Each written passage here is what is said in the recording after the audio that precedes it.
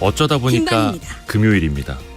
화요일, 수요일쯤 되면은 한 주가 참 길어 보이긴 하는데요.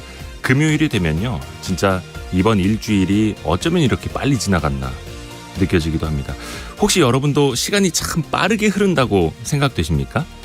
제가 상대성 이론 같은 그런 어려운 말을 하려는 건 아니고요. 우리 마음과 관련된 얘기입니다. 인지심리학자 김경일 교수에 따르면요, 단조로운 일상이 반복될수록 또 단편적인 경험만 계속될수록 시간이 마치 빨리 가는 것처럼 느껴진다고 합니다.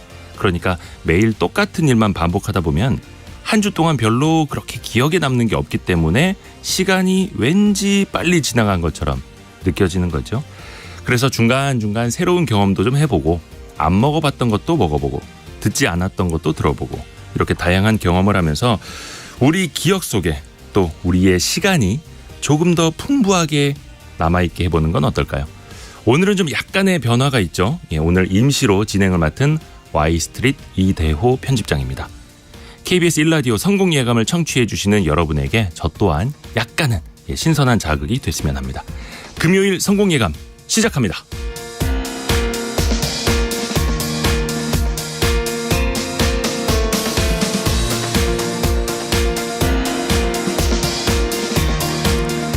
네, 오랫동안 여러분과 함께 해왔던 성공예감의 진행자 김방희 씨가 개인적인 사정이 좀 있어서 하차 의사를 밝혀왔습니다. 청취자 여러분의 많은 양해를 좀 부탁드리고요. 다시 한번 인사드리겠습니다. 저는 Y스트릿 이대호 편집장입니다. 제가 매주 금요일에 원탁의 기자들을 함께하는 멤버인데, 오늘은 원래는 제가 저기 항상 문 앞에 말석에 앉았었는데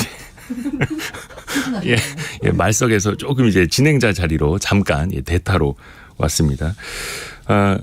윤석열 대통령이 고용노동부에게 주 52시간 개편, 근로제 개편 다시 검토해보라고 제동을 걸었죠. 장시간 노동을 우려하는 이제 좀 여론, 좀 부정적으로 변하니까 급히 이제 진화에 나선 걸로 보이는데요. 이 근로시간 개편안 좀 앞으로 어떤 방향으로 가게 될지 한번 짚어보겠고요. 자, 그리고 한때 10만 원을 바라보며 달려갔던 삼성전자 주가가 요즘에는 5만 원, 6만 원대를 계속 왔다 갔다 하면서 많은 분들 좀 힘들어하고 계십니다. 최근에 정기 주주총회가 열렸는데 많은 개인 투자자분들이 또 이제 성토를 또 많이 하셨다고 하네요. 자, 삼성전자 이야기 잠시 후에 좀 이어가 보겠습니다. 짧은 문자 50원, 긴 문자 100원이 드는 샵 9730으로 함께해 주시면 감사하겠습니다. 참여해 주신 여러분들께 선물도 계속해서 보내드리고 있고요. 또 한 달에 한 분씩을 뽑아서 180만 원 상당의 매트리스도 선물을 해드리고 있습니다. 자, 실시간 방송 상황은 KBS 애플리케이션이죠. 콩하고 유튜브를 통해서 보실 수 있습니다. 성공예감을 자주 검색하시면 성공이 가까워집니다.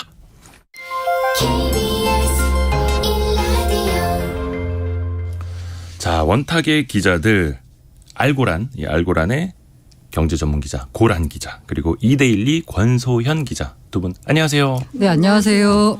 제가 같이 저 말석에서 네. 오늘 좀 많이 떠들어야 되는데 제가 오늘 이제 진행을 맡아가지고 오늘 좀 많이 듣겠습니다. 말씀도 많이 해주세요. 네. 우선은 이 근로시간 개편안, 요게 지금 최대의 화두인데 일단 정부가 대통령의 한마디 이후에 조금 한 발 물러서는 느낌입니다. 최대 69시간, 주 69시간까지 가능하도록 개편을 하겠다 했다가 대통령이 그래도 주 60시간 이상은 무리다라고 이야기를 했어요. 이게 어떻게 되는 겁니까? 일단은 좀 수습하는 겁니까, 이거? 자, 말씀을 드리자면 네. 처음에 69시간 발표를 했습니다. 반응이 안 좋았습니다. 네. 그랬더니 대통령이 MZ세대, 특히 MZ세대의 의견을 청취해서 보완하라라고 했습니다. 그런데 비판이 나왔습니다. 세대 갈라치기냐. 라고 하니까 노동계의 의견도 들어야지 했더니 그게 아니라 대통령의 뜻은 MZ세대를 포함해서 노동 약자의 여론을 뭔가 반영하라는 뜻이었다라고 했어요.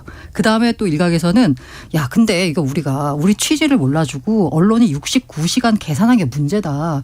이게 마치 69시간 하니까 4주 내내 69시간 일하는 것처럼 돼 있는데 한 주 69시간 일하면 그 주 평균 64시간 넘을 수 없기 때문에 그다음엔 줄어들고 마지막에는 셋째 주 넷째 주에는 주 40시간만 일할 정도로 이게 시간이 줄어든다. 그런데 언론이 호도하는 거다라고 했어요. 그런데 그러면서 그러면 뭐야, 홍보를 잘못했다는 거냐, 전혀 달라진 게 없구나라는 비판이 나왔더니 그때 이제 대통령의 말이 마지막으로 나온 게 가장 나중에 알려진 게 주 60시간 이상은 무리 아니냐. 개편하는 게 좋겠다라고 했습니다. 처음에 MZ세대 의견을 반영해서 보완해라라는 얘기가 나왔을 때만 해도 그럼 완전 전면 백지화 얘기까지 나오는 거냐라고 했는데 가장 마지막에 나온 주 60시간 이상은 무리라는 일종의 가이드라인을 준 건 일종의 그 상한선 캡을 씌워라라는 뜻으로 받아들여진 걸로 알고 있어서 상한선을 씌우는 방식이 되지 않을까라는 얘기가 나오고 있는데요. 근데 뭐 그냥 결론부터 말씀드리자면 이게 국회를 통과해야 되는 사안이라서 그렇죠. 쉽지는 않을 것 같습니다. 그러니까 상한선이 예전에도 있었는데 그 52시간이라는 상한선을 69까지 높이려고 했던 건데 그게 지금 이제 역풍을 맞고 있죠. 일단 이게 노동부 장관 입장에서는 굉장히 좀 민망하게 됐습니다. 또 여당 대표 김기현 대표도 혼선을 빚게 한 매끄럽지 못한 발표였다 이렇게 질책을 했는데 좀 포인트를 어디에 놓고 봐야 될까요? 사실 고용노동부가 이게 일단은 이게 왜 자꾸 62시간으로 이제 이 언론에 보도되고 있는지 69시간이죠. 그러니까 사실 우리가 너무 숫자의 프레임에 좀 갇혀 있는 부분이 좀 있긴 맞아요. 한데 이게 근로자의 건강 보호를 위해서는 11시간 연속 휴식을 그러니까 11시간 연속 일을 하면 이제 휴식을 보장해야 되는 거잖아요. 그러니까 퇴근해서 다시 출근할 때까지 11시간 휴식 시간을 줘야 된다는 건데 하루 24시간 중에 11시간 빼면 13시간이 남는데 이제 근로기준법을 보면 4시간 일하면 30분 휴게 시간을 줘야 되거든요. 그러면 이제 1시간 반이 4시간씩 이제 3번 일하면 이제 12시간이니까 그 1시간 반을 빼면 하루에 일할 수 있는 최대 시간이 이제 11시간 반. 이거를 주 최대 6일 일하면 이제 11.5 곱하기 6해서 69시간이 나오는 거거든요. 그래서 주 7일이라면 80.5시간도 된다는 얘기가 나오고 있어요. 그러니까 뭐 그럴 때는 이제 뭐 주 7일 일하는 것도 가능하죠. 왜냐하면 휴일 근무장을 주면 되니까. 근데 이게 정부 개편안에는 사실 69라는 숫자가 없어요. 근데 이제 계속 언론이 69라는 그러니까 최대 69시간을 일할 수 있다라고 이제 쓰니까 고용노동부가 계속했던 거는 아니다. 그러니까 계속 보도 반박 자료를 내고 해명 자료를 내고 니네가 잘못 알고 있는 거다. 오해하고 있는 거다. 약간 이런 식으로 계속 설명하는 데 그쳤었거든요. 그러니까 이제 윤석열 대통령의 처음 그 방점도 사실은 정책 홍보 잘못한 거 아니냐. 홍보에 문제가 있는지 한번 다시 한번 봐라. 정책의 취지를 제대로 전달해라. 막 이랬던 건데 그러다가 살짝 이제 포인트가 바뀐 게 상한선 얘기가 또 나온 거예요. 그러니까 고용노동부 입장에서는 계속 이제 뭐 잘못된 거다 뭐 이렇게 얘기를 하다가 윤석열 대통령의 한마디 상한선 뭐 이거 한마디 이제 지금 약간 침묵을 지키면서 의견을 많이 듣겠다라고 약간 급선회한 느낌이 좀 들기는 해요. 이게 또 노동부 장관도 그랬고 또 여당 의원도 그랬고 정치위 의장도 그랬고 원래 이거 근무시간 개편안을 발표를 하면 분명히 젊은 세대 특히 MZ세대가 이거 환영을 할 거다라고 그렇게 예상을 하고 막 발표도 해왔었거든요. 근데 막상 뚜껑을 열어보니까 반응이 그다지 좋지 않았어요. 그러니까 이게 되게 아쉬운 점이 이런 큰 그러니까 정책 변화가 이루어지는 건데 이거를 도입하는 과정에서 충분한 의견 수렴이 거쳐졌나라는 좀 우려가 드는데 왜 정부는 혹은 이 이제 용산에서는 MZ세대가 반길 거라고 생각을 했나. 그러니까 MZ세대 특징이라는 거를 본인들이 그냥 정의를 한 것 같아요. 이들은 뭐 몰아서 일하고 뭐 몰아서 쉬고 이런 것들 좋아할 거야라고. 근데 뭐 거기에는 뭐 일정 부분 좀 근거도 있었겠죠. 근데 뭐 이제 근거로 든 것들이 이제 설문조사 이런 것들인데 이게 전경련이 진행한 설문조사를 보니까 질문이 이래요. 이건 이제 2월 달에 설문조사를 한 건데 현재 정부가 4차 산업혁명, 저출산 고령화, 일하는 방식 다양화 이런 이제 사회 구조적 변화에 대응하기 위해서 획일적인 근로시간 규제를 완화하고 노사의 자율적 선택권을 확대하는 방안을 추진하고 있다. 이 질문만 보면 찬성하지 않을 이유가 없거든요. 그러니까 여기에는 주 69시간 이런 내용도 없고 뭐 규제 완화, 자율적 선택권 이런 키워드가 있으니까 이거는 뭐 긍정적으로 생각한다는 답이 한 82%로 압도적으로 많이 나왔거든요. 그러니까 이게 사실은 뭐 정부가 개편안을 구체적으로 발표하기 이전에 한 설문조사긴 한데 만약에 이 설문조사에 주 69시간이라는 이런 게 들어갔다라고 하면 아마 답이 많이 달라질 겁니다. 근데 사실 심지어 이제 작년 12월 말에 실시한 설문조사도 보면 이 질문에 구체적으로 뭐 주 52시간에서 최장 주 69시간까지 일할 수 있게 된다. 이렇게 되면 어떻게 생각하시나요? 이렇게 질문을 하면 뭐 그런 답에 그런 설문조사에서는 반대가 뭐 절반 이상이 나왔었거든요. 네. 그러니까 약간 설계가 잘못된 이 설문조사를 보고 그걸 근거로 MZ세대가 반길 거다라고 약간 조금 잘못 생각하는 경향이 좀 있긴 한 것 같아요. 그렇죠. 약간 뭐 설문조사 할 때 그 문항을 어떻게 쓰느냐에 그렇죠. 따라서 맞아요. 답변의 그 상처만별로 달라질 수밖에 없으니까. 근데 이제 이거를 좀 바꾸긴 바꿔야겠다. 그 대원칙에 대해서는 많은 이견은 없었던 것 같아요. 근데 다만 그 상한이 어디까지 어떻게 커지느냐. 그 보니까 기존에 52시간이었잖아요. 주 52시간에서 주 69시간까지 되면은 17시간이 늘어나는 건데 퍼센테이지로 계산을 해보면 33%가 커지는 겁니다. 자, 다시 한번 정부 입장을 말씀드리자면 근로시간 총량은 늘어나지 않습니다. 그렇죠. 이게 사실 어떻게 보면 자율성을 더 줘야 한다라는 거잖아요. 앞으로 땡겨 쓰고 밀어 쓰고 또 그만큼 쉴 수 있게끔. 근데 우리 이제 기자들이다 보니까 프레임이라는 게 있지 않습니까? 그렇죠. 초반에 딱 69시간 그렇게 해서 한 33%나 근무 시간이 늘어날 수 있다 하니까 여론이 좋을 수가 없는 거죠. 뭐 그 정부 입장에서는 뭐 언론에 조금 약간 섭섭한 점이기도 할 텐데요. 근데 사실 그 고려해봐야 되는 게 정부가 이 노동 시간 근로시간 개편안을 내놨을 때 전제 조건이 뭐냐면 노사 합의하예요. 노사 합의하에 바꿀 수 있다는 거거든요. 근데 과연 여기서 잠깐 노사 합의라는 걸 보자. 노조 조직률이 지금 20%가 안 되거든요. 10% 수준으로 알고 있고 그리고 대부분이 약간 뭔가 여기 게다가 이제 노조에 그걸 못 받는 비정규직도 있을 수 있고요. 비정규직이 그 2030 청년 세대의 절반 정도가 비정규직이라고 해요. 그러면은 과연 노사 합의라는 대등한 노측과 사측이 대등한 수준에서 합의를 이룰 수 있을까가 전혀 안 되는 거죠. 그러면 결국 경영진의 뜻대로 움직이게 되면 말 그대로 뭐 그 굉장히 집중적으로 노동을 하고 또 쉬라고 하지만 그때는 그냥 뭐 유야무야 돼서 더 쉬고 그러니까 합법적으로 더 돈을 안 주고 일을 시킬 수 있는 그냥 그 제도적인 틀만 마련해 줬다. 수준밖에 안 되니까 저는 이거를 보면 왜 그 정부 측에서 항상 그런 얘기 하잖아요. 야, 일본은 뭐 이렇게 되게 막 뭐라 일하고 그다음에 쉰다 뭐 이렇게 얘기하고 있는데 그 전제 조건 자체가 노사 합의가 가능한 구조고 노사가 약간 양측이 대등한 수준에서 협상을 할 수 있어야 되는데 지금은 전혀 그렇지가 못하기 때문에 과연 이게 이상적인 제도라 할지라도 현실에서는 왜곡될 수밖에 없기 때문에 과연 맞는 방향인가라는 의문이 듭니다.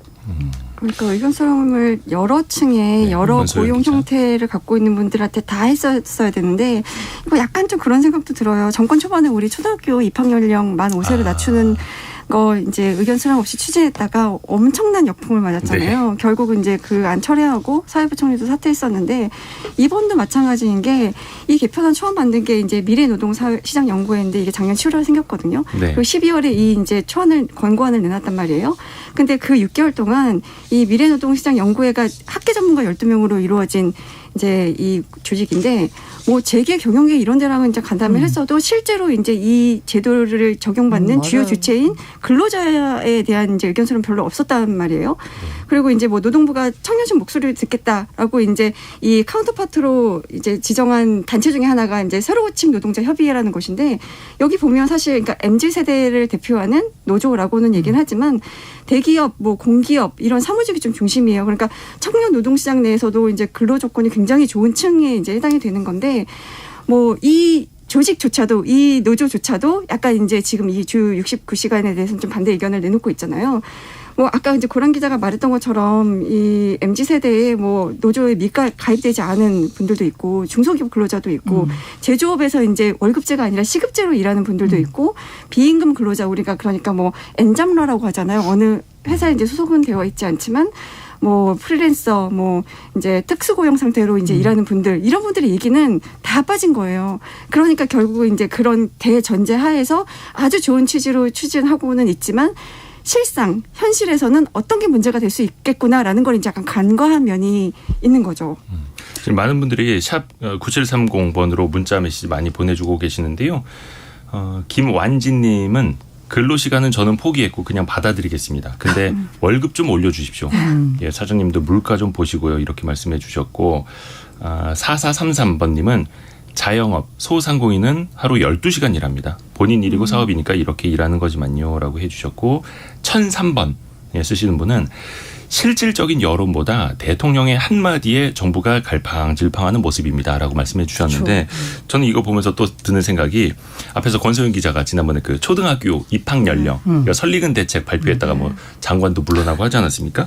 얼마 전에 전기요금 공공요금 때도 그랬고 이번에 근로시간 개편안도 그렇고 사실 이게 그냥 부처에서 자기네들끼리 준비해 놓고 대통령실과 협의 없이 발표를 해놨다가 대통령의 말을 듣고 철회 이게 아니지 않습니까? 사실은. 다 사전에 협의한 그쵸? 거죠. 사실은 뭐 아주 높으신 분들과 다 이제 협의를 해서 발표를 하는 건데 어찌됐든 간에 결과론적으로는 대통령이 보완, 수정을 지시하는 게 되는 거고 다만 이게 뭐 폐기가 되거나 백지화된다는 의미는 아닌 거죠. 약간 마지막에 한 걸 보면 뭐 캡을 씌워라 수준 정도로 그러니까 69시간이라는 그 숫자에 다들 너무 막 질색팔색하니까 69시간은 좀 너무하고 한 60시간 언더로 좀 맞추는 게 어때 수준의 그 가이드라인을 내놓은 게 아닌가라는 생각이 드는데요.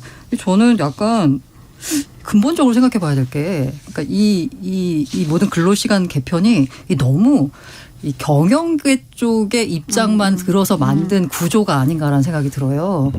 노동계 입장이 잘 반영이 됐나라는 생각이 들기도 하고 그리고 이 전반적인 이 사회 문화적인 변화 그리고 우리가 어떻게 가야 될 우리 삶을 어떻게 가야 될지에 대한 큰 의미의 철학이 없는 것 같아요. 이 얘기는 정말 모든 나의 삶의 최우선을 일에 두라는 얘기가 마찬가지거든요. 노동시간을 이렇게 많이 늘려놓으라는 건. 근데 과연 지금 우리가 그런 사회를 살고 있냐?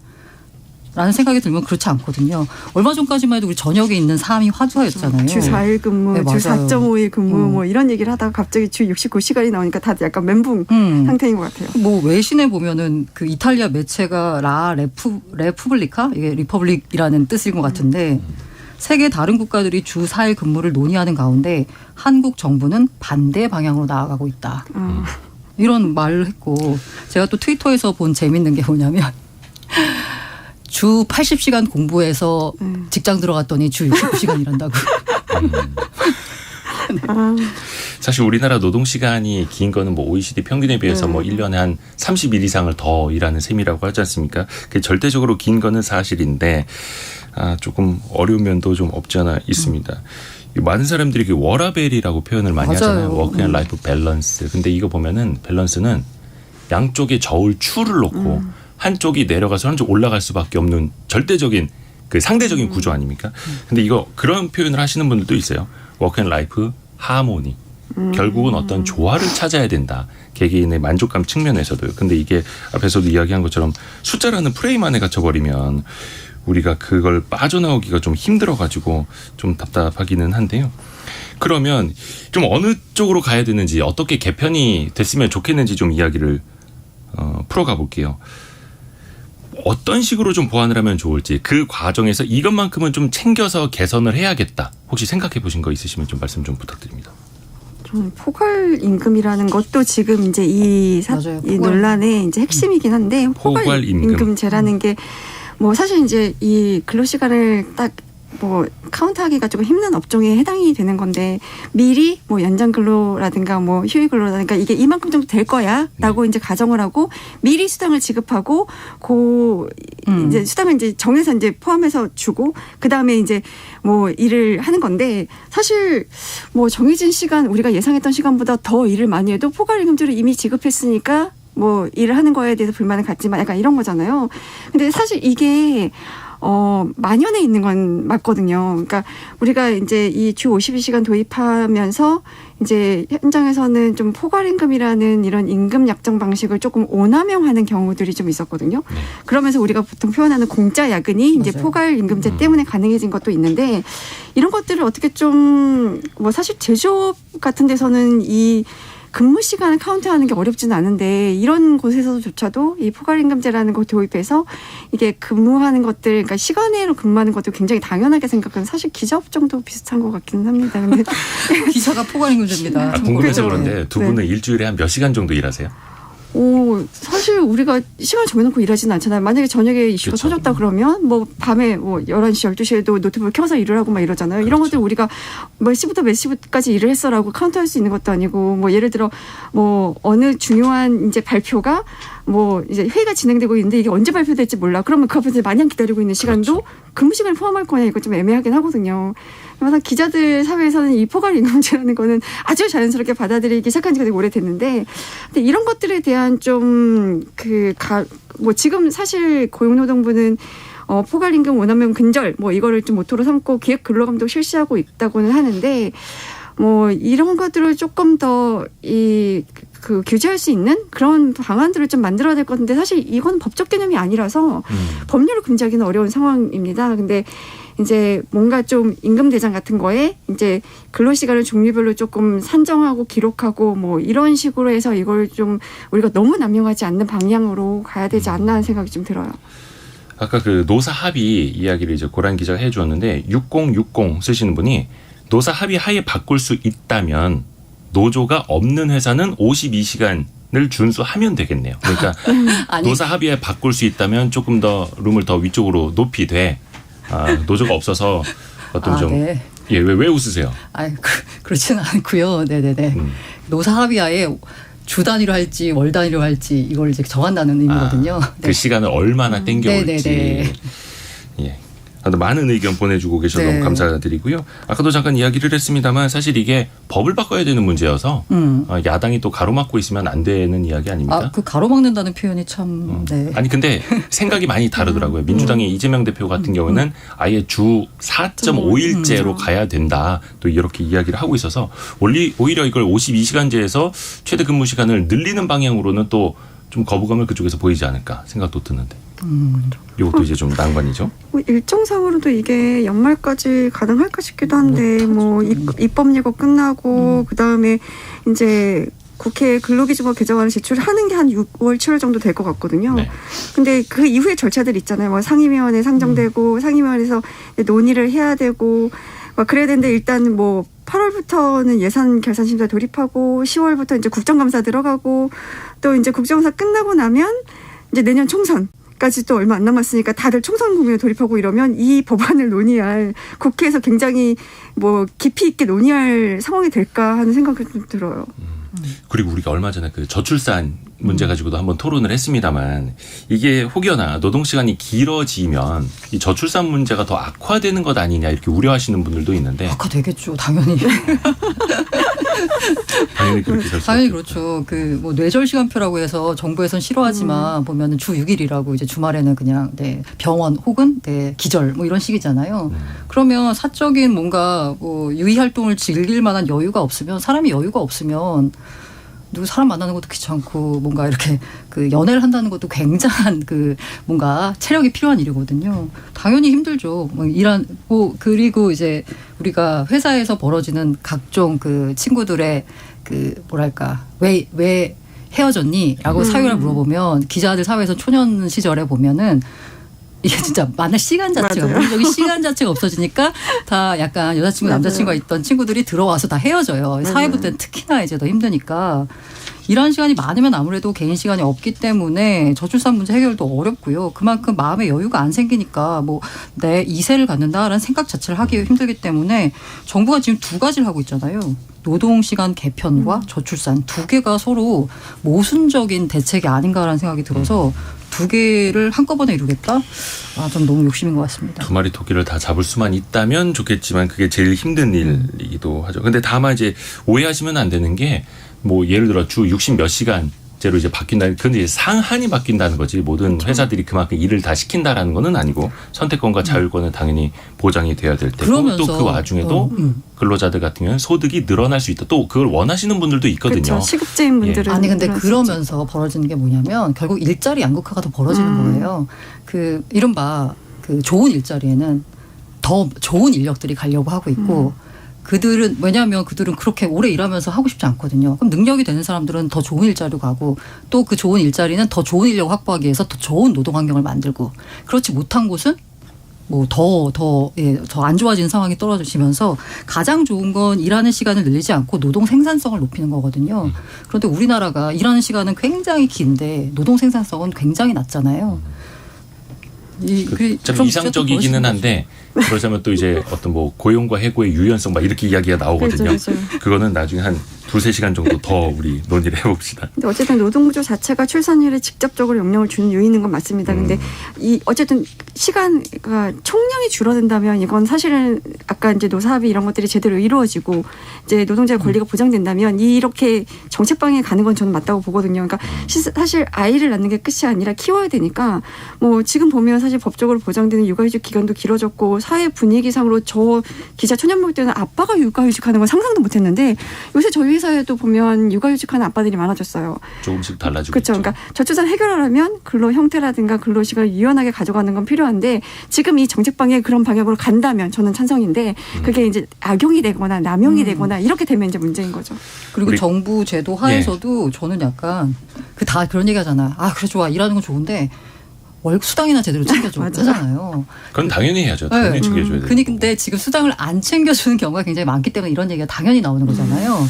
그래서 이 뭔가 그 노동 시간에 대한 보상을 제대로 안 한 사용자에 대해서는 굉장히 강력한 처벌이 이루어져야 되는데 이거 어떻게 다 잡아낼 거야. 청취자분들께서 많은 이제 문자 보내주고 계시는데 강지영님께서 진짜 송곳 같은 문자 한 줄 보내주셨어요. 몰아서 일하는 건 가능. 몰아서 쉬는 건 불가능.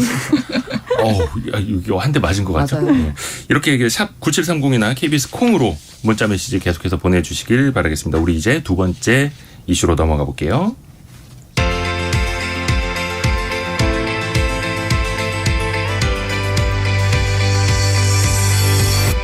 KBS 1라디오 성공예감. 자, 한 600만 명의 국민들에게 이제 귀추가 주목될 수밖에 없는 이슈입니다. 자, 삼성전자 이야기입니다.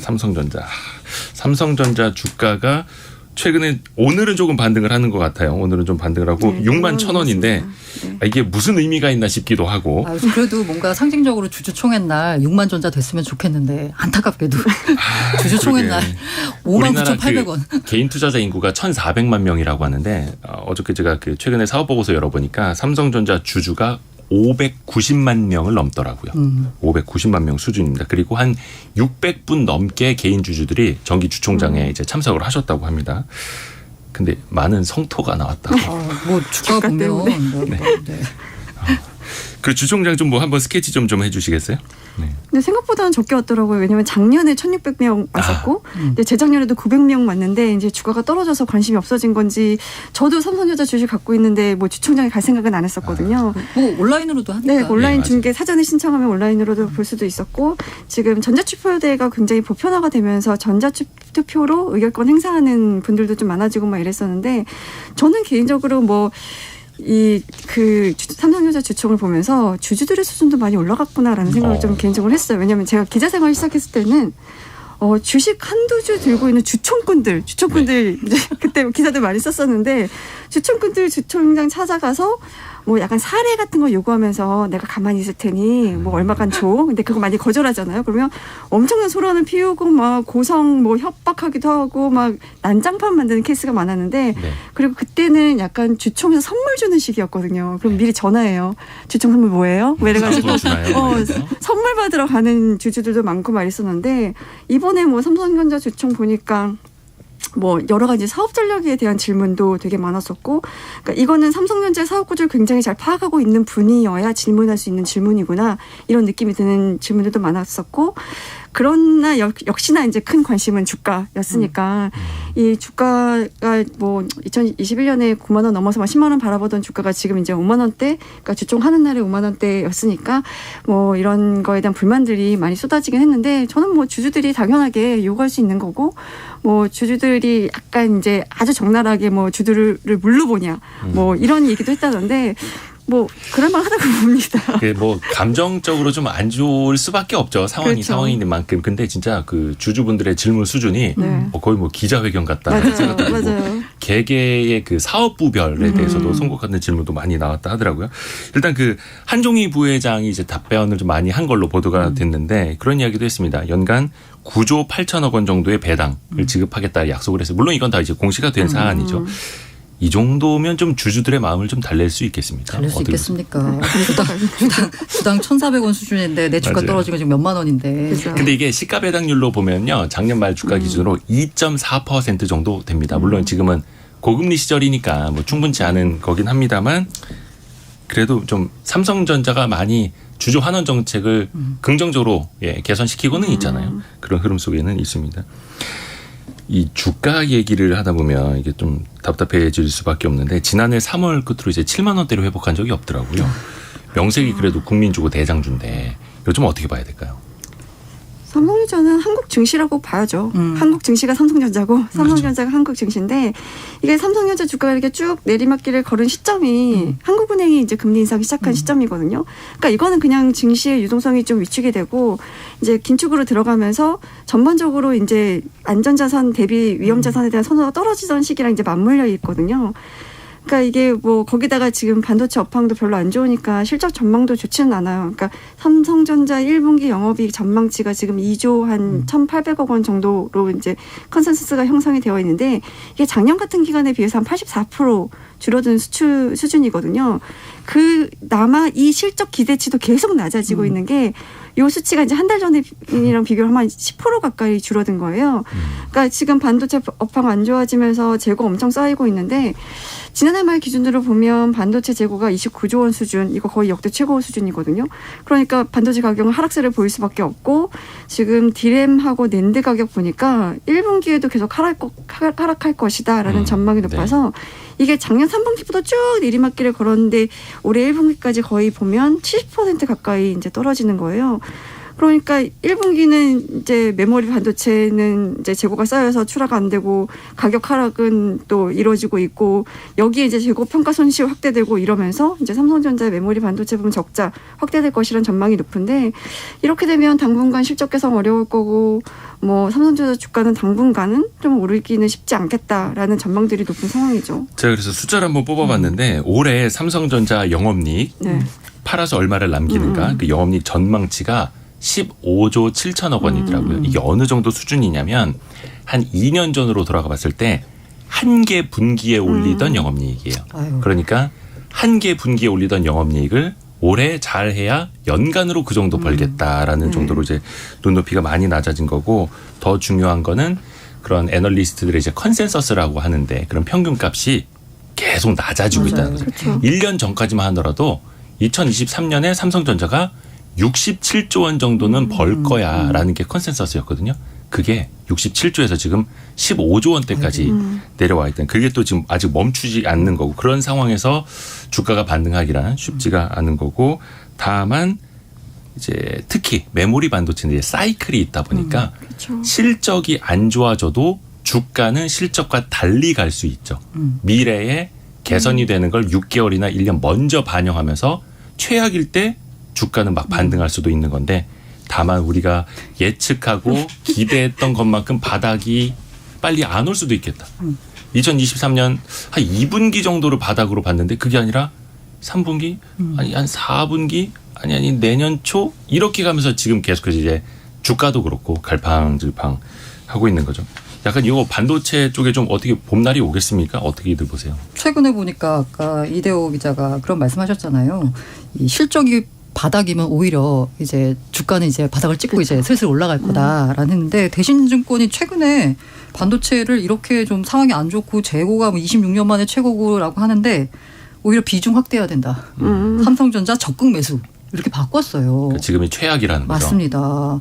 주가가 업황을 선행해 움직이기 때문에 올 하반기 내년에 급격한 업황 개선을 반영해서 지금이 살 때다라는 건데 이게 사실 쉽지가 않아가지고 들은 말씀 없는데 이제 문제가 약간 문제라고 해야 되나? 이게 어쨌든 삼성전자라는 회사가 반도체도 있고 그다음에 뭐 휴대폰도 있고 그다음에 가전도 있고 했고 특히나 이제 가전은 뭐 약간 별로 매출이 많이 크진 않으니까 뭐 그런 말을 했잖아요. 삼성전자는 반도체가 잘하면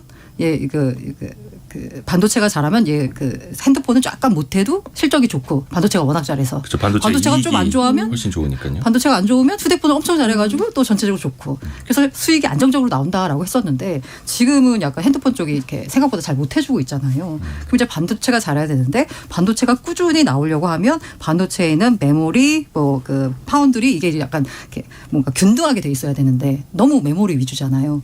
그러다 보니까 이게 한쪽으로 치중된 사업 구조 때문에 반도체 업황 사이클에 메모리 사이클에 너무 회사 영업이익이 왔다 갔다 하는 구조가 바뀌어서 이제 뭔가 그 반도체 부분에 있어서 특히나 뭐 삼성전자도 미래는 파운드리다라고 해서 집중하고 그렇죠. 있는데 이 메모리에 치중된 구조를 좀 다양하고 다변화하고 좀 파운드리 쪽에 집중 투자할 필요가 있다. 그 말씀이 좀 답이 약간 됐을 수도 있겠는데 고명석님이 문자 메시지로 미국 반도체 주가는 거의 폭등 수준이던데 삼성전자는 왜 이 모양이죠? 라고 물음을 주셨는데 아무래도 이제 메모리 반도체 위주로 되어 있고 그거는 이제 사이클이 있고 그래서 메모리 반도체가 아닌 시스템 반도체들은 상대적으로 경기를 메모리보다는 좀 덜 타는 측면이 있죠. 자, 그래서 삼성전자가 시스템 반도체도 그렇고 파운드리라고 하는 이제 제조 부문이죠. 위탁 제조 부문도 많이 늘리려고 하는데 최근에 삼성전자가 또 투자 계획 같은 것도 발표하지 않았습니까? 그렇죠. 경기도 용인에 2042년까지 300조 원 투자해서 세계 최대 시스템 반도체 그러니까 파운드리 단지 조성하겠다고 밝혔는데 모든 일간지 일면 톰주스였습니다. 이게 그 용인을 만들겠다는 게. 근데 이게 삼성전자가 계속 이제 TSMC 따라잡기 위해서 뭐 언제까지 뭐 글로벌 1위를 하겠다 뭐 이런 목표도 제시하고 있었잖아요. 작년 4분기 기준으로 보면 파운드리 점유율이 삼성전자가 15.8%예요. 근데 TSMC가 58.5%니까 지금 차이가 많이 나죠. 예. 뭐 설비 투자 규모도 보면 그렇습니까? 그런 게 삼성전자가 15조 5천억 원 수준인데 TSMC는 47조 3천억 원. 그러니까 설비 투자 규모도 삼성전자가 TSMC 한 3분의 1 정도밖에 안 됐거든요. 근데 이제 용인에 이렇게 한 300조 투자해가지고 만들면 뭐 꽤 해볼 만한 것 같아요. 지금 뭐 기흥, 화성, 평택에도 사실 이제 파운드리 설비가 좀 일부 있거든요. 네. 거기다 지금 미국에도 오스틴 뭐 테일러치에 이제 생산기지 짓고 있잖아요. 그렇게 되면 이거를 그 국내에서 이 반도체 클러스터에 더해서 미국까지 하면 생산 능력 자체가 TSMC 수준이 되지 않을까 좀 기대를 걸어볼 만한 것 같습니다. 물론 이제 투자만 한다고 되는 건 아니고 그만큼 그렇죠. 이제 고객사를 유치해야 되는 네. 거고 최근에 이제 뉴스를 통해서 나왔던 거는 2042년까지 용인에 그러니까. 20년 남았습니다. 20년 동안 300조 원 투자. 네. 뭐 물론 이제 좋은 거예요. 투자는 많이 해야죠. 앞에서 이야기했던 것처럼 이제 TSMC라는 벽이 아직은 너무 높기 때문에 그것을 좀 넘어서야 되는 거고 최근에 또 뭐 작년에도 이제 공식화됐습니다만 삼성전자가 텍사스에 추가로 22조 원을 들여서 신규 공장을 짓겠다라고 발표를 했는데 최근에 나온 소식 보니까 투자 규모가 늘어날 수밖에 없겠더라고요. 22조 원을 예상했는데 32조 원이 되게 생겼다. 왜냐하면 건설비, 그렇죠. 원자재 비용, 인건비. 그래서 건설비만 해도 10조 원 넘게 불었다고 해요. 이거 그러니까 미국에서 보조금 받는 게 지금 한 3조 3천억 정도 된다고 하는데 이거 보조금 3조 원 받고 건설비 10조 원 더 늘어나고 이거 어떻게 봐야 됩니까 이거? 뭐 어떻게 하겠어요. 해야죠. 그러니까 일단 하기로 한 거니까 하기는 해야 되는데. 네네. 배보다 배꼽이 더 큰 상황인 것 같은데 이건 뭐 삼성전자만 해당되는 게 아니라 뭐 TSMC도 지금 애리조나주에 공장 짓고 있잖아요. 네. 거기는 뭐 원래 120억 달러 투자하겠다고 했다가 지금 400억 달러로 늘어난 상황이라 다 비슷한 상황이긴 합니다. 사실 뭐 미국 좋은 일 많이 시키는 거죠 사실은. 그 많은 걸 다 우리 땅에 투자하고 맞아요. 우리 인력 많이 고용하고 하면 좋은데. 어쩔 수가 없습니다. 또 파운드리 뭐 반도체 분야뿐만 아니라 로봇 쪽에도 삼성이 이제 투자를 늘립니다. 해서 레인보우 로보틱스라고 지난해에는 이제 유상증자에 참여를 했다. 이번에는 최대 주주 지분도 추가로 매입을 하면서 거의 15% 가까이 이제 지분을 확보했던데 삼성이 로봇을 활용해서 어떤 걸 하려는 걸까요? 제가 얘기를 들어보니까요. 네. 그 이제 레인보우 로틱스 같은 경우에는 다족 보행 로봇 플랫폼 기술을 보유해서 뭐 이족 보행 로봇, 사족 보행 로봇, 협동 로봇 등을 개발하고 공급하는데 삼성전자가 이제 연내에 공개할 게 바로 웨어러블 로봇이래요. 네. 그러니까 웨어러블 로봇은 뭔가 착용을 했을 때 뭔가 신체 능력을 그 강도를 더 고도화시킬 수 있는 그런 거잖아요. 그렇죠. 이걸 이제 CES에서 공개했는데 CES에서 공개했던 이 가사 로봇이 있거든요. 그러니까 지금 레인보우 로틱스가 갖고 있는 건 어떻게 보면은 그 소비자 친화적으로 뭔가 제품화되지 않은 기술을 갖고 있는 거예요. 근데 삼성전자가 이걸 갖고 와서 가사 로봇이나 웨어러블을 통해 가지고 뭔가 일상생활에서 소비자가 쓰는 편하게 이용할 수 있는 그런 로봇을 만든다라고 해서 제가 본 약간 애널리스트 리포트에서는 이 인수하는 이유가 삼성전자가 이제 그 기술을 가지고 뭔가 제품화 그다음에 뭔가 상품화를 이제 본격적으로 해서 서비스 로봇 쪽으로 할 것 같다라는 네. 뭔가 전망을 하더라고요.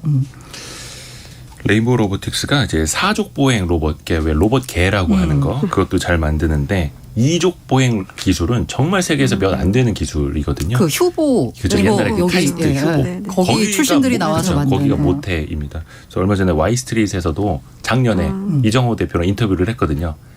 그때 주식을 샀었어도 떼부자가 됐을 텐데. 샀었어도. 예. 네. 근데 기술 굉장히 많이 갖고 있더라고요. 뭐 자율주행 항법 기술도 갖고 있고, 뭐 센서, 뭐 아니면 모터, 제어기, 뭐 알고리즘까지. 맞아요.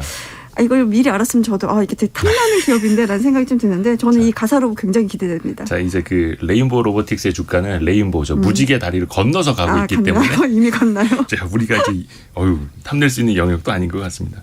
자, 그리고 이재용 회장이 이번에 그 사내이사에는 선임이 되질 않아가지고 이것도 좀 궁금증을 자아냈는데 요 이슈 한번 짧게 짚어보고 끝낼까요? 원래 주총 안건도 아니었고요. 뭐 다들 얘기하고 있는 게 아무래도 사법 리스크 때문에 안 한 것 같다라고 하겠습니다. 아직도 재판이 진행 중입니다. 3주에 한 번씩 금요일마다 삼성바이오로직 분식회계 의혹 관련 재판을 위해 법정에 출석하고 있는 상황이기 때문에 그래서 등기이사 복귀를 좀 미룬 것 같다라는 생각입니다. 이재용 회장은 삼성전자에서 이제 보수를 받지 않고 있죠. 보수를 받지 않고 무보수 경영을 하고 있는데 빨리 좀 떳떳하게 보수도 많이 받고 그만큼의 또 실적도 내고 주가도 좀 많이 오를 수 있게 하고 그런 날이 좀 빨리. 참고로 뭐 배당금으로 1,990억 받으셨습니다. 아니, 재벌 걱정을 하는 건 아니에요. 네. 자, 오늘 원탁의 기자들 알고란 고란 기자 그리고 이데일리 권소연 기자 함께했습니다. 고맙습니다. 네, 감사합니다. 감사합니다.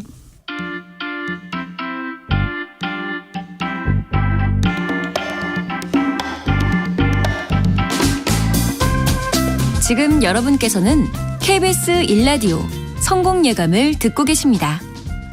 참여해주신 여러분께는 추첨을 통해 판촉물 전문 그룹 기프코에서 텀블러 세트를, 아름다운 식탁 창조 주비푸드에서 자연에서 갈아 만든 생와사비를, 쉽고 빠른 판촉물 제작 시너지 기프트에서 LED 튜브 스탠드를, 80년 전통 미국 프리미엄 브랜드 레스토닉 침대에서 아르망디 매트리스를, 성공예감에서 정성스럽게 준비한 커피 쿠폰을 보내드립니다.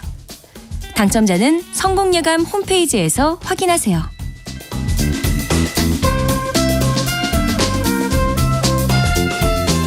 오늘 코스피는 0.39% 오른 2387 현재 가리키고 있고요. 장 초반에는 2400 살짝 넘어서기도 했었는데 상승폭이 조금은 이제 반납됐네요. 삼성전자는 1.5% 올라서 68,000원. 하이닉스가 상대적으로 많이 떨어졌었는데 오늘은 5% 상대적으로 더 많이 반등하면서 83,000원. 그리고 LG 에너지 솔루션과 삼성 SDI 같은 배터리 관련주들은 한 3% 안팎. 오늘 상대적으로 반락을 하고 있네요. 그러니까 그동안에 좀 강세였었는데 반도체 관련주들이 반등을 하면 항상 2차전지 관련주들은 조금 쉬고 그런 흐름이 나타나더라고요. 그 금융시장 관련된 이야기는 2부에 정광우 대표랑 조금 더 자세히 해볼게요. 자, 체얼리즘 시간입니다. 머니투데이 남형도 기자. 안녕하세요. 안녕하세요. 체험과 저널리즘이 합쳐진 체얼리즘. 네. 이번에는 우유 배달하고 오셨다고요? 네. 서울 한 동네에 다녀왔는데 네. 180ml 우유 400개를 이제 차 트렁크에 싣고 밤 11시부터 새벽 5시까지 배달하고 왔습니다. 이게 달동네도 좀 많아서 이렇게 좁고 어둡고 이제 오르막 내리막이 많은 곳이었는데요. 네네네. 차가 급하게 이제 출발하고 멈추고를 반복을 하면서 한 손에 우유 4개씩 들고 계단을 뭐 수십 개씩 오르기도 하고 그러면서 이제 종로에서 대학로로 북촌에서 서촌으로 동분서주 배달을 했습니다. 잠깐만 400개요? 네. 400개라면 400곳에 배달했다라는 뜻이 되는 거잖아요. 꼭 그렇진 않은데 개수가 400개인데 이제 한 집에 들어가는 우유가 각기 좀 달라서 네.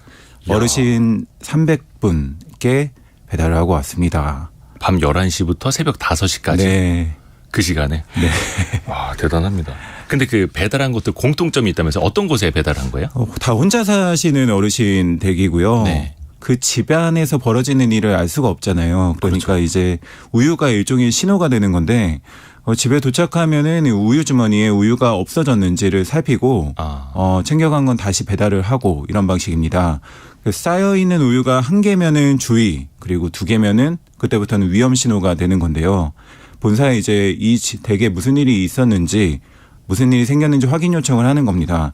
그러니까 갑자기 뭐 입원하시느라고 우유를 못 뺀 어르신도 계시고요. 그럴 수 있겠네요. 실제로 근데 우유 덕분에 구독사를 발견하는 경우도 1년에 여러 건이 있습니다. 지난 1월에는 한 어르신이 숨졌는데 네. 배달됐던 우유가 주머니에 쌓여 있었던 거죠. 그러니까 배달원이 무슨 일이 생겼구나라는 걸 알아채고 덕분에 구독사가 길어지지 않는 거지요. 네. 물론 이게 어찌됐든 간 돌아가신 일이니까 안타까운 그렇죠. 일이기는 네. 한데 그래도 상대적으로 빨리 발견할 맞습니다. 수 있고 뭐 그 전에 대처를 할 수 있다면 더 좋겠습니다만. 근데 실제로 전국에 혼자 사시는 어르신들이 굉장히 많잖아요. 또 그만큼 그렇다면 고독사도 많아질 수밖에 없는 거고. 그렇죠. 통계청에 따르면은 2021년 기준 1인 가구가 전체의 33%인데요. 네. 가장 큰 가구 비중이고 이 중에서 60대 이상 비율이 35%를 차지하고 있습니다. 전체 가구의 3분의 1이 혼자 그렇죠. 사는 가구고 네. 그 중에서 35%가 65세 이상의 60대 이상 네, 맞습니다. 노년층. 정부 차원에서 고독사 실태 조사를 지난해 처음 했는데 네. 사망자가 3,300명인데 점차 늘어나고 있고요. 제가 고독사 현장에 가본 적이 있는데 그래요? 어르신이 돌아가신 지 10일이 지나서야 발견이 됐습니다. 그러니까 이게 사실은 냄새가 좀 빠져나온 뒤에야 그 집에 무슨 일이 있었는지를 알 수가 있는 거죠. 그러니까 마지막 남은 흔적이 너무 복잡해서 진화해서 그리고 제가 지금까지도 잊혀지지가 않더라고요. 고독사가 한 해에 3,300여 명이요? 네. 제 생각보다 굉장히 많아서 지금 네, 약간 맞습니다. 충격을 받았습니다. 그래서 이게 우유 배달이 그분들에게 뭐 이렇게 우유를 드시라고 드리는 그 의미도 있겠습니다만 네. 안부를 묻는 의미도 그러면 있다는 거죠. 그렇죠. 그래서 2003년부터 시작을 했는데 2003년부터. 홀로 어르신 100곳 사시는 곳 100곳부터 시작을 해서 20년이 지난 지금은 3,300곳까지 늘었습니다. 그러니까 대부분 좀 새벽이다 보니 불빛이 꺼져 있는데 이따금씩 뭐 TV 소리가 흘러나오지만 대부분 고요했고요. 그 후원으로 이루어지고 있어요. 2만여 명의 개인과 뭐 우아한 형제들, 골드만삭스 등 20여 곳에 기업 후원을 받고 있고 매일 유업도 이제 어르신 가정에 배달하는 우유의 매출 1%를 기부하고 있습니다. 그러면 이게 그 우유 판매가 아니라 사회 공헌 활동인 그렇죠. 거네요. 네. 그러니까 우유를 조달하는 것부터 실제 배달하는 것까지 맞습니다. 또 그분들의 안부를 묻고 이런 것까지가 다 네.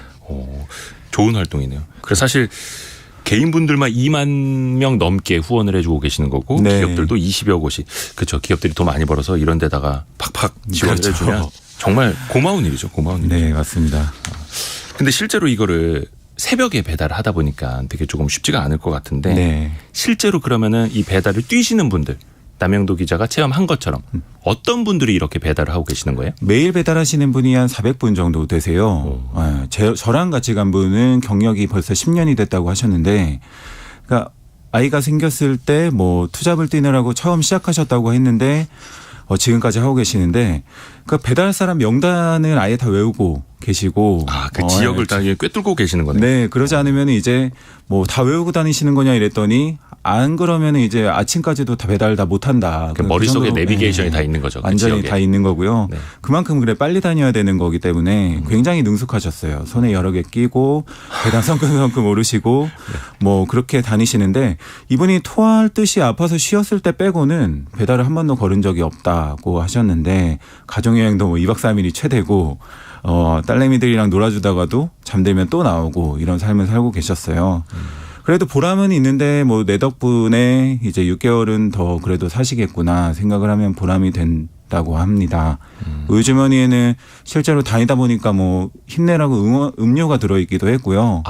오히려 배달하시는 분들을 챙겨주시는 어르신들. 그렇죠. 아이고, 네, 감사해라. 삐뚤삐뚤한 글씨로 뭐 우유 선생님 고맙습니다 이런 쪽지가 들어있기도 했습니다. 그런 게 좀 보람이더라고요. 네. 저는 왜 항상 이런 게 호기심일지 모르겠는데 이게 그러면 이제 무료로 제공해 드리는 거죠? 맞습니다. 근데 이제 또 배달하시는 분들한테는 어떤 있어요. 노동의 대가는 나가는 거고 따로 추가로 나가기는 합니다. 그러니까 배달하시는 분들은 어떻게 보면 이제 일자리 측면에서 도움이 되는 거고 그렇죠. 이 우유를 받아 드시는 분들 입장에서는 그 하나의 복지가 그렇죠. 되는 거고 서로 좋네요. 네, 맞습니다.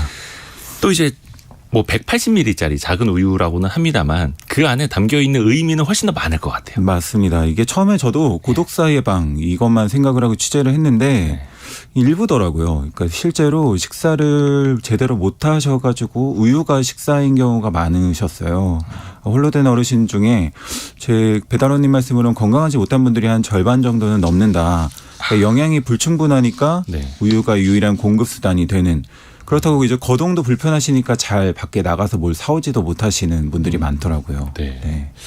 그렇죠. 그래도 우유라도 챙겨 드신다면 훨씬 맞습니다. 더 좋겠죠. 혹시 남영도 기자가 이렇게 새벽에 직접 뛰면서 특히나 어떻게 보면 이거 진짜 세상에서 제일 따뜻한 우유 아닙니까? 뭐 새벽에 그렇죠.